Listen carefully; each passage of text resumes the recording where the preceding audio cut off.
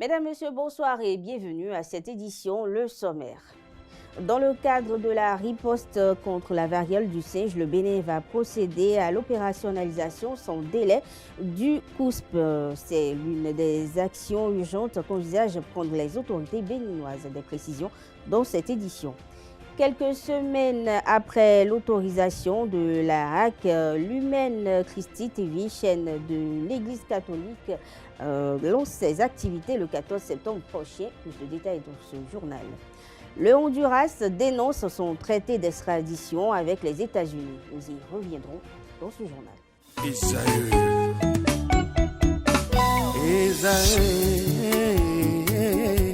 Vous recherchez une école de référence pour une double formation universitaire et professionnelle de qualité? Voici l'opportunité à ne pas rater. L'École supérieure d'administration, d'économie, de journalisme et des métiers de l'audiovisuel ESAE vous offre des programmes d'enseignement en licence et en master orientés vers l'emploi qui font d'elle une référence à travers les filières de l'administration générale et territoriale, l'administration du travail et de la sécurité sociale, droit, diplomatie et relations internationales, administration hospitalière, universitaire et intendance, journalisme et métiers de l'audiovisuel et toutes les filières des sciences de gestion. Une seule adresse, www.esae.bj.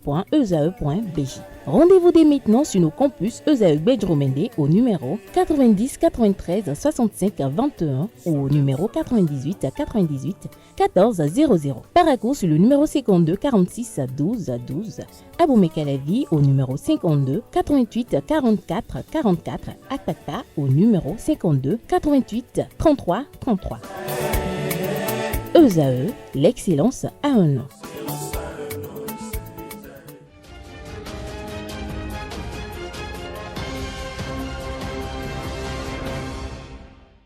Bienvenue définie comme une affection courante qui survient après la consommation d'eau ou d'aliments contaminés par des virus, des bactéries ou parasites. Une intoxication alimentaire peut varier en fonction de l'agent pathogène et de l'état de santé général de la personne affectée. Que faire en cas d'intoxication alimentaire?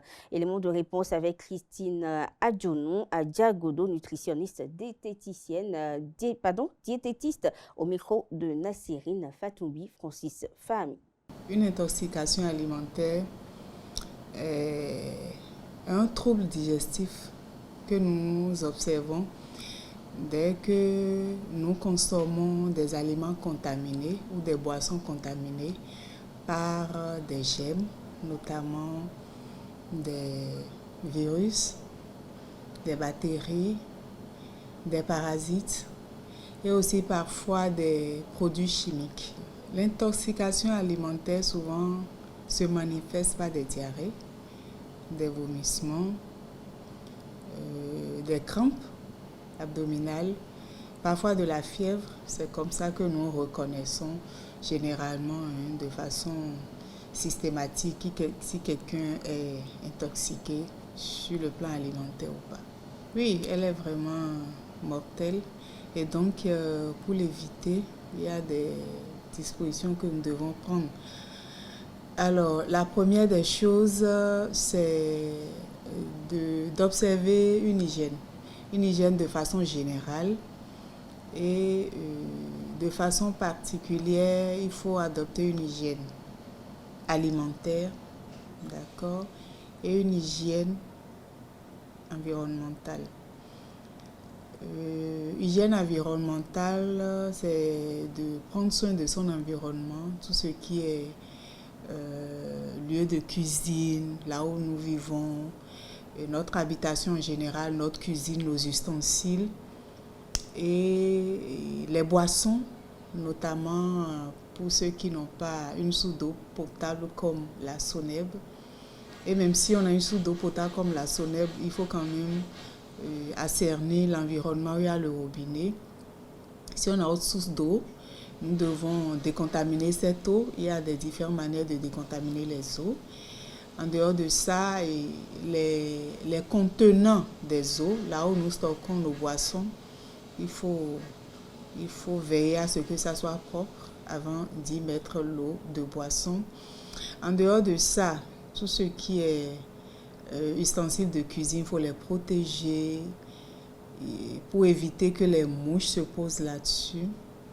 Aussi, par rapport aux aliments, nous devons forcément nettoyer nos aliments, quoi qu'en soit la source. Si c'est la source et la nature, bien sûr. Si c'est des céréales, forcément, avant de les réduire en poudre et en faire des farines, il faut forcément les nettoyer une première fois, pas les tremper catégoriquement, mais toutefois les nettoyer, les sécher avant de les envoyer au moulin.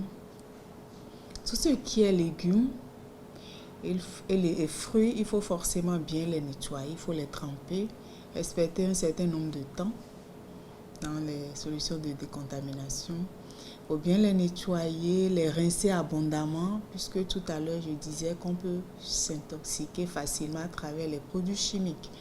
Et donc il faut plusieurs fois rincer nos aliments, bien les nettoyer avant de les consommer. Ça, c'est tout ce qui est fruits et légumes. Tout ce qui est source d'origine animale, c'est-à-dire viande et poisson, il faut également les nettoyer correctement avant de les cuire et les consommer. Donc voilà un peu quelques dispositions que nous devons prendre avant pour éviter les intoxications alimentaires. L'Église catholique du Bénin a annoncé le démarrage des émissions de sa télévision fixée au 14 septembre prochain. Une chaîne baptisée Lumen Christi TV dont l'agrément a été délivré par la HAC le 27 juillet dernier. L'information a été donnée le 18 août par Fortuné Badou, père recteur de la grotte mariale de la paix de Dassa Zoumé.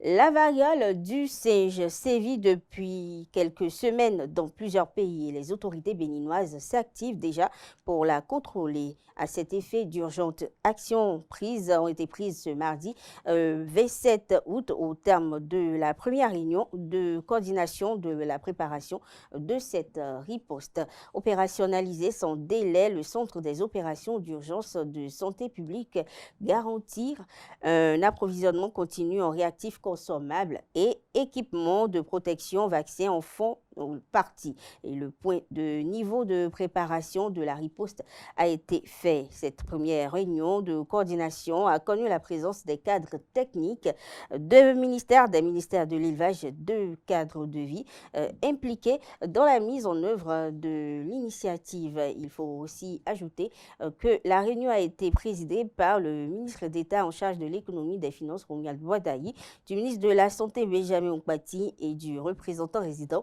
de l'Organisation mondiale de la santé, OMS, Jean Kwame Konan. Parlons à présent de peste porcine. La peste porcine africaine sévit à Perere. Le chef service de réglementation et de contrôle de la direction départementale de l'agriculture, de l'élevage et de la pêche du Borgou l'a confirmé. Selon Amadou Moumouni, le premier cas a été détecté le 9 juillet dernier à Sous-Badon. Les dispositions ont été prises dès le lendemain pour maîtriser la situation, mais d'autres ont été recensées. D'après la même source, il y a eu évolution négative parce qu'il y a eu apparition de 2 autres foyers. Toujours, il s'agit de Guinagourou et de Niessi, où les 2 autres foyers ont été enregistrés. Mais il a été ajouté par la source que la situation est sous contrôle et la consommation de la viande de porc est donc prescrite à cet effet dans les localités touchées. Parlons de nude à présent. Le nude est souvent une photo ou une vidéo exposant plusieurs ou une partie du corps particulièrement dénudée ou sexualisée. Ces photos ou vidéos sont souvent envoyées à un destinataire ou à un amoureux. Est-ce qu'une bonne pratique des citoyens béninois? Répondent à cette interrogation au micro de Conté Amoussou, Francis Fahmi. Envoyer la photo nue, ce n'est pas quelque chose qui est bon. C'est pas bon, selon l'islam, c'est pas bon. Mais des fois, s'il y a l'amour, si l'homme veut envoyer, l'homme même ne calcule rien, quoi. L'homme peut envoyer, même aussi les femmes aussi, elles calculent rien. Les femmes aussi peuvent envoyer. Même si, bon, si ça s'est passé, bon, c'est pas forcément que tout s'est cassé, c'est pas à cause de ça, elle va envoyer mes photos nulle partout, c'est pas bon. C'est une mauvaise chose. quand vous faites des trucs comme ça, surtout les femmes, si demain, ces femmes-là se marient et elles donnent des enfants, et que par mégarde, puisque la nouvelle technologie est têtue, et qu'un enfant vient voir sa mère tout nu sur les appareils que nous avons aujourd'hui, que dira cet enfant-là à cette mère-là? Il n'y a aucun risque là, c'est ma copine. Elle peut m'envoyer sa photo nue, il n'y a pas de souci. Si je suis en relation avec une petite amie, si c'est cassé, bon. Si elle a ma photo nue, pourquoi elle va publier ça? Pourquoi? Elle va publier ma photo nue? Oui. Moi, mais je vais publier pour elle, il n'y a pas de souci. C'est en train de publier ma photo nue, c'est pas mon problème. Moi, si j'ai pour elle, je ne peux pas publier. Vraiment, moi, je ne digère pas. C'est honteux pour notre pays. Parce que notre pays, le Bénin d'abord, c'est un pays moderne.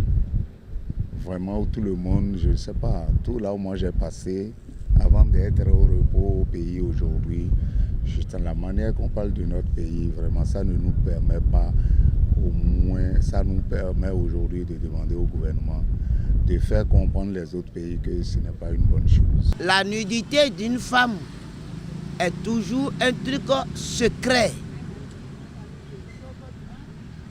Et comme la nudité d'une femme est un truc secret, un homme qui veut vivre longtemps ne parle pas de la nudité d'une femme et ne dit pas j'ai vu la nudité et ça devient jusqu'à ce qu'on met sur les réseaux sociaux la nudité d'un homme, la nudité d'une femme. C'est aberrant. Je me demande qu'est-ce que nous sommes devenus. Les réseaux sociaux sont des outils et des services qui permettent de développer les interactions sociales en ligne sur des sites, des plateformes. Mais ils présentent également des revers. Faut-il interdire aux enfants l'accès aux réseaux sociaux? À cette question ont répondu au micro de Conté Amoussou et Nassirine Fatoumbi, des citoyens. On peut interdire les réseaux sociaux aux enfants au moins jusqu'à 18 ans. Jamais. Pourquoi interdire? Non, on ne doit pas interdire les réseaux sociaux aux enfants. On va les laisser, ils vont se distraire. Les enfants d'un âge donné, je dis bien les enfants d'un âge donné. Quel que soit, on ne peut pas les interdire. Maintenant, ce qu'il faut, c'est qu'il faut des lois pour éviter les déviations, les déviances. Si vous avez un enfant de 8 ans, 9 ans qui va encore à l'école, aujourd'hui, je vous jure que cet enfant-là est en avance sur vous-même, mère, sur les réseaux sociaux, plus que, je dis 8 ans, 9 ans. 8 ans, 9 ans. Maintenant, après 18 ans, même si on a l'argent, on peut prendre un bon portable Android à un enfant, causer avec lui, comme je l'ai dit il n'y a pas longtemps à ma cousine, il faut éviter les sujets tabous, surtout pour les filles.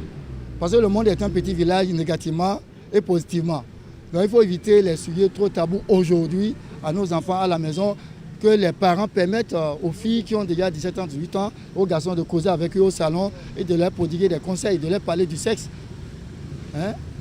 de la bonté du sexe et le côté mauvais du sexe. Il faut parler de ça aux enfants, surtout quand ils sont déjà en cas de terminale. Parce qu'en cachant ces trucs-là, ça peut avoir des conséquences après que vous, les parents, vous êtes obligés de supporter. Ma nièce à moi, qui a 10 ans en classe de CM2, est venue me montrer sur mon ordinateur dans ma chambre ce que je ne connais pas. Alors que ça avait la fonction que je ne savais pas, je n'ai jamais utilisé. Mais c'est ma nièce, en classe de CM2, 10 ans. Et moi je me demande, il faut cadrer. C'est un rôle des parents. Mais dans la rue, avec les amis qui comprennent, dont les parents leur laissent tout à la disposition, viendront gâter vos enfants qui ne comprennent pas grand-chose sur les réseaux sociaux. Autre question que se posent pas mal de personnes au sein de la société. Peut-on changer de religion par amour? Voici ce que disent des citoyens par rapport à cette question. Je ne peux pas changer ma religion par l'amour. Des malèles, et nous devons que nous vivons dans la fond. Nous devons que nous dormons. Fond nous si tout ou alors éton, zizan éton fond nous si tout. Do mais les timbre na da malenu. Et quand da malenu si ou ni se ton e wonu venu malen de leba no ko ikun da fonu sunu pache nyonu egbe de nyonu ka pache sunu din do file wa so do ko bo nu apena kende wo nyonu le ilo ka fie ton le ya comprendre de no igbe ne do ko do me pa ku ne do fun mi de to me e de no da malenu e de no gbe ya parce que mais bien do pole. Quand on parle un peu de la religion, c'est le même Dieu que nous adorons. Il n'y a pas de différence Dieu, c'est le même Dieu. Quel que soit chrétien, animisme ou fétichisme ou musulman, c'est le même Dieu qu'on adore. Mais la manière dont on adore ça diffère. Donc si par amour elle-même, elle peut me suivre. Il y a missa de yo bon mo yo no do musulman même yo no do obligé pour be a missa ti do. Ko je pe. Ki o pe ti o ye me ye bi ye bi ko le pe lo je e abenu ne o e no musulman yi ti ya do ji kuna kindo ko mi to forcer. Ma ko kuti dami o. E gbe ti o ibo nu ko da fonu. O fonu ko si pe mo ta ibo a. E no je si mi na kendo ko pe ni le mi amo do na. E le bi o wan yin we. Mais les tiens, ils nous disent alors, pour nous monter en kinu. Et les biens, on est à nous, mais on dit, mais on est sur nous, on est à rien, on a bien mal. Spiritualité est à présent dans cette édition lorsque tout va mal dans leur vie et que leurs finances sont menacées. Certaines personnes font recours à des pratiques spirituelles, notamment des bains spirituels. Le guide spirituel Florent Avocat partage une recette de bain pour aider les personnes dans le besoin à résoudre leurs problèmes. Il est au micro de Jacques Marion d'Almeida. Si vous nous suivez en ce moment, et vous avez la priorité, la chance d'être encore pied debout dans ce mois d'août 2024, c'est une grâce pour chacun de vous. Sur ce, je partage avec vous une bonne astuce de la nature, une bonne recommandation de la Dame Nature, capable de vous aider à démolir les nœuds du maléfisme qui rôdent et campent autour de tout un chacun de vous.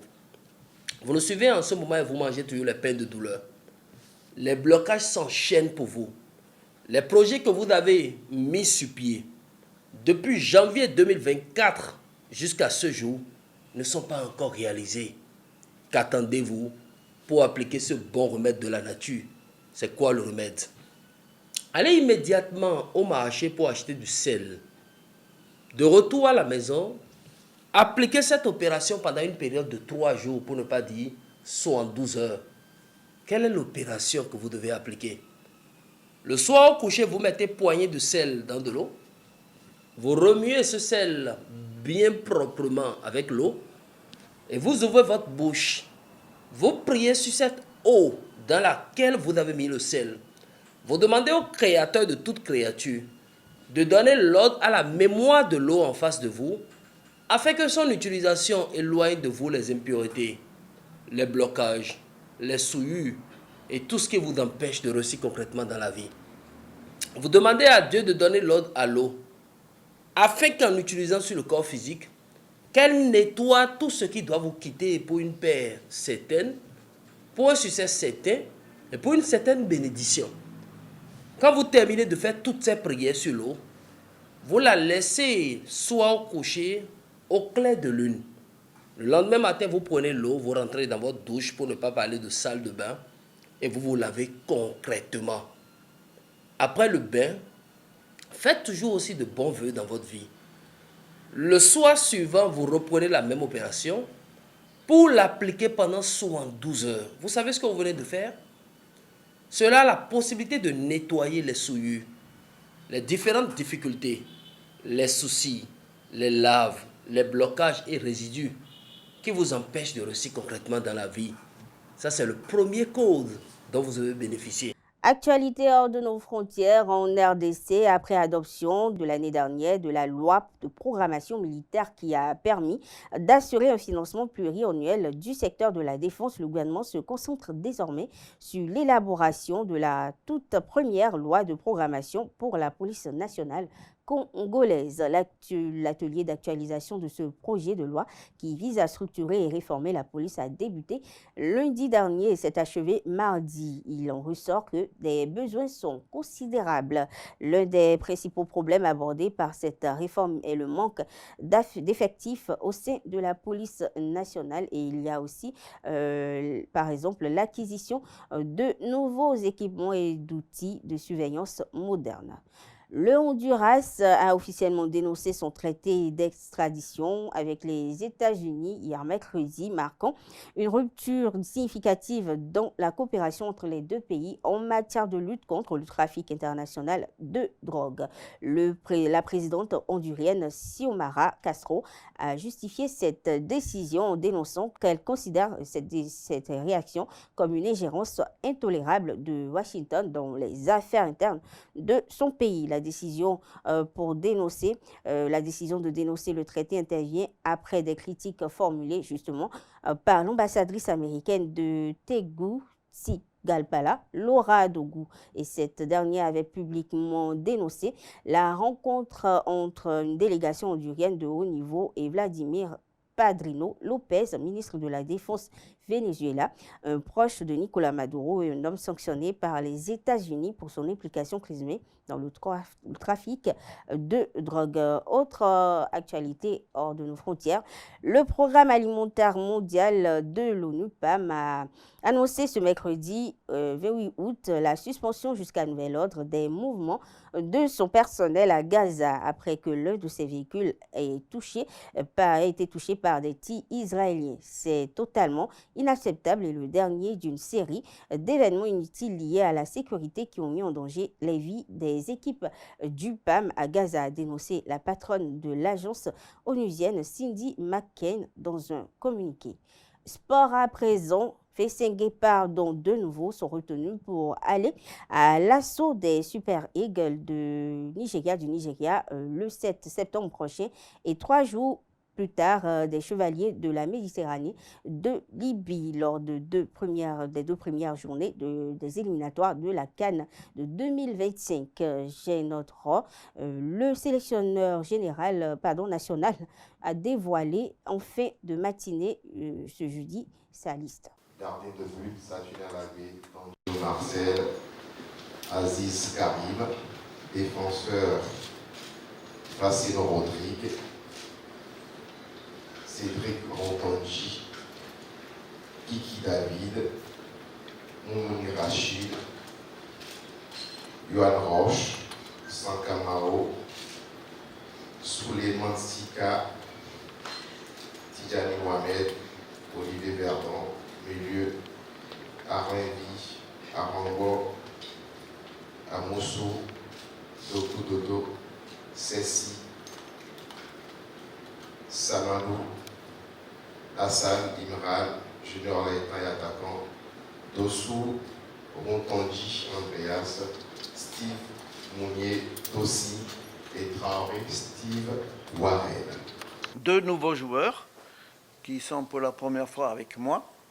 C'est Bachirou, qui est au club champion, le capitaine du Coton FC, en tant que défenseur central. Et nous avons Samadou Atidjekou de Banigansé, que nous avons suivi avec Moussa, qui a fait un très bon stage, que nous avons suivi avec Mathias Huguenon, l'entraîneur des U20.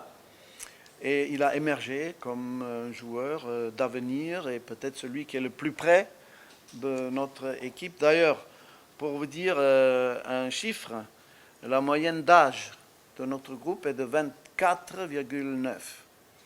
C'est-à-dire quand je suis arrivé, le groupe d'avant, c'était 29 ans.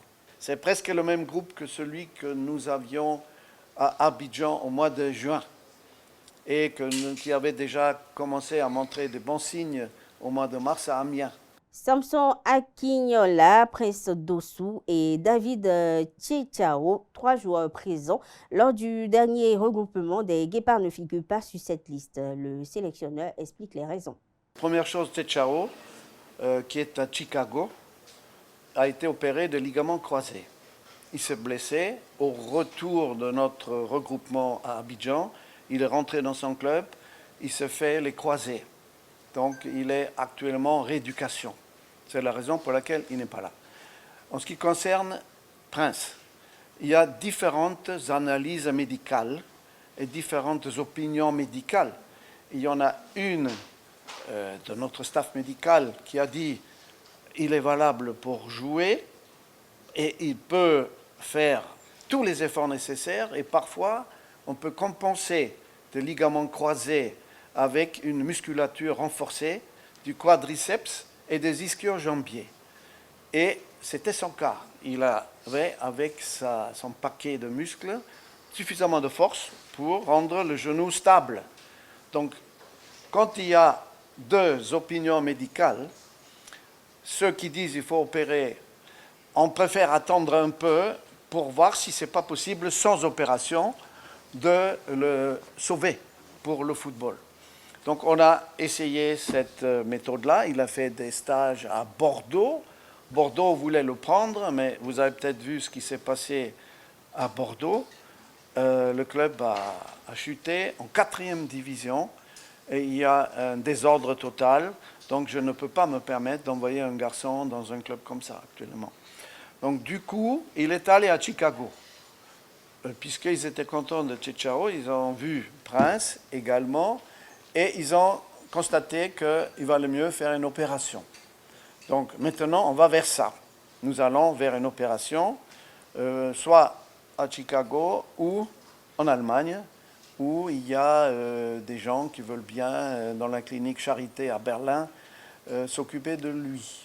Pas contre Olivier Verdon, absent de dernière minute à Abidjan en juin, et 2 autres joueurs font leur retour aux sélections nationales. Des précisions avec le sélectionneur. Oui, en effet, il a eu un retard de vol, voire il a raté son vol carrément, comme vous dites très justement, et qu'il aurait voulu arriver pratiquement que la veille du match. Donc j'ai dit, c'est pas la peine. Tu peux rester chez toi. Parce qu'il a manqué de discipline sur le coup et nous l'avons écarté du groupe.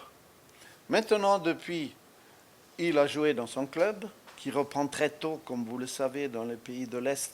Ils reprennent très très tôt, ils jouent la qualification pour la Champions League en Europe, etc. Il a fait tout ça. Il a montré des regrets, voire même des excuses.